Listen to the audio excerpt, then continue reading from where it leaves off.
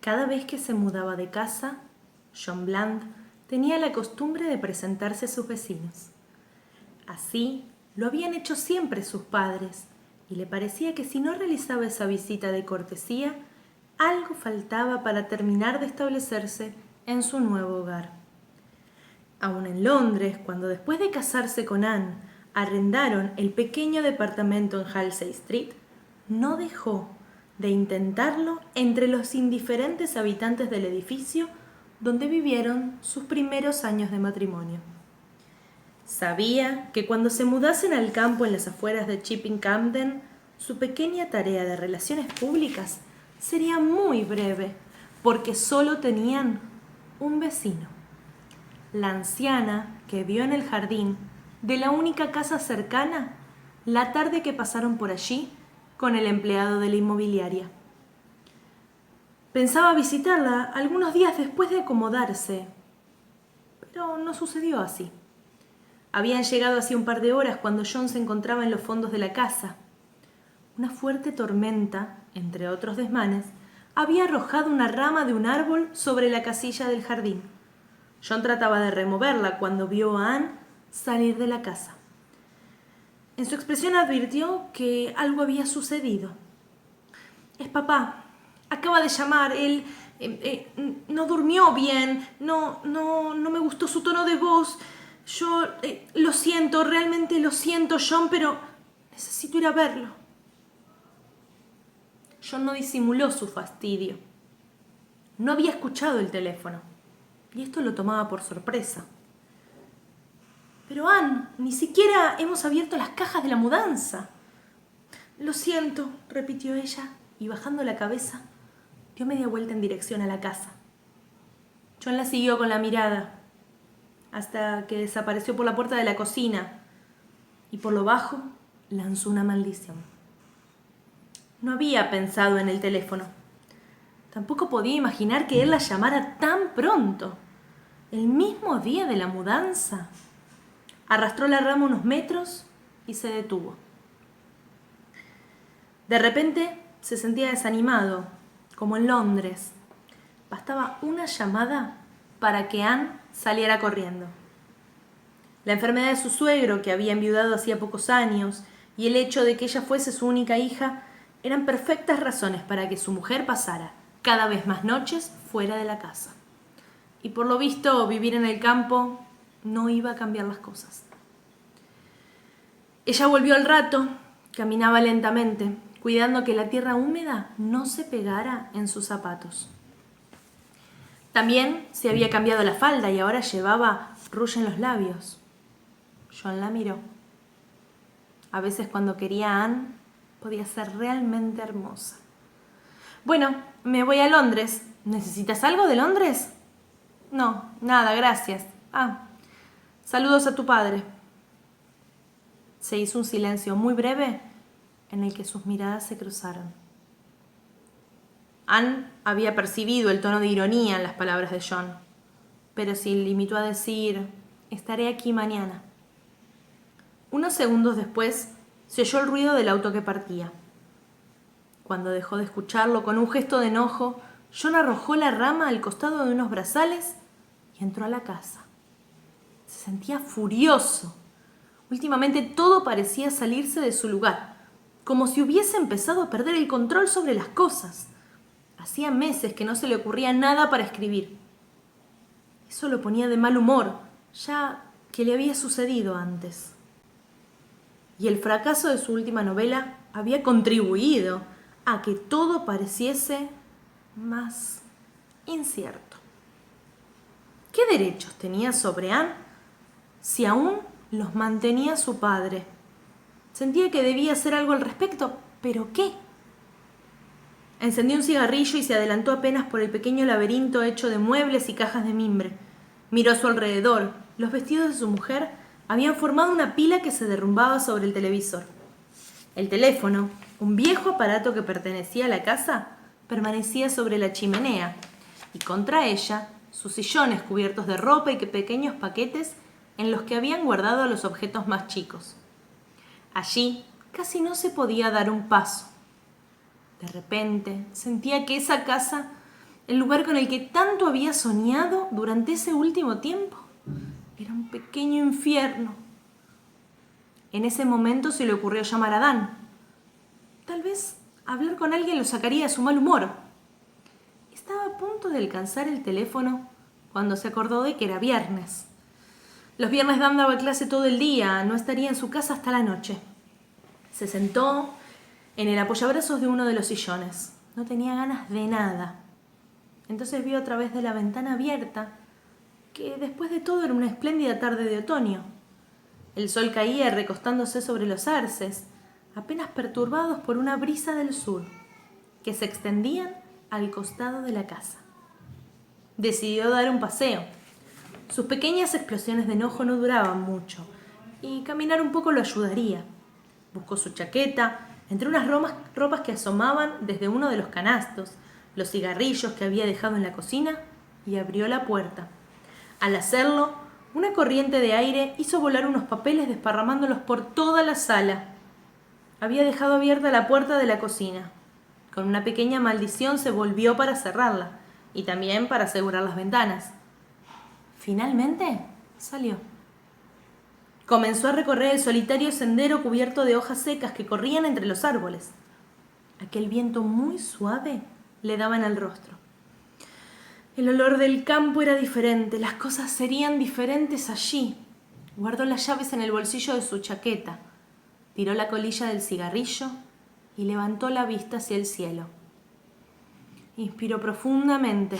El cielo era increíble desde ese lugar. Y al voltear la cabeza, vio a lo lejos la columna de humo. Era la chimenea de su vecina. En ese momento supo cómo ocuparía la tarde. Caminó lentamente. Quería dejarse llevar por ese paisaje que a medida que ascendía hasta la casa de aquella mujer, parecía abrirse, mostrando el pequeño valle que los bosques habían disimulado. Casi llegaba al punto más alto cuando bajo el hondo cielo azul se detuvo para ver las sombras de las grandes nubes desplazándose muy lentamente por los campos que se hundían y se levantaban hasta perderse en el horizonte. Desde donde se encontraba podía dominar todo el valle y lo recorrió con la mirada para confirmar lo que suponía. Su casa, que ahora veía pequeña, casi perdida entre los bosques, y esa vieja construcción que ya empezaba a entrever entre algunas de las copas de los árboles, eran las únicas en todo el lugar. Permaneció de pie. Fue en ese momento que se le ocurrió aquella idea, o quizás no. Quizás había aparecido aquella tarde cuando pasó por allí y la vio sola en el jardín. Cruzó el viejo portón de hierro. Detrás, unos macizos de flores. Eran lo único que parecía cuidado en ese pequeño parque cubierto de enredaderas que trepaban a su vez los troncos de los árboles. Más adelante se alzaba la casona. Se notaba que en algún tiempo había sido hermosa, pero ahora era solo una gran casa vieja. Tenía una parte central con un tejado en el que nacían varias buhardillas y hacia un costado se prolongaba un ala que parecía más antigua que el resto. Del otro lado, una construcción de vidrio evocaba lo que debió ser en otras épocas un invernadero. John llamó a la puerta y esperó. Después de unos segundos le pareció oír un rumor de pasos en algún lugar, pero no era nada. Insistió. Mientras golpeaba, se escuchó la voz desde adentro. ¿Quién es? Percibió el dejo de alarma en la pregunta y trató de sonar cordial. Soy John Bland, señora, su nuevo vecino. No hubo respuesta. Perdóneme, no quisiera importunarla, solo que hoy terminamos de mudarnos y bueno, se me ocurrió venir para presentarme. Si usted está muy ocupada, puedo...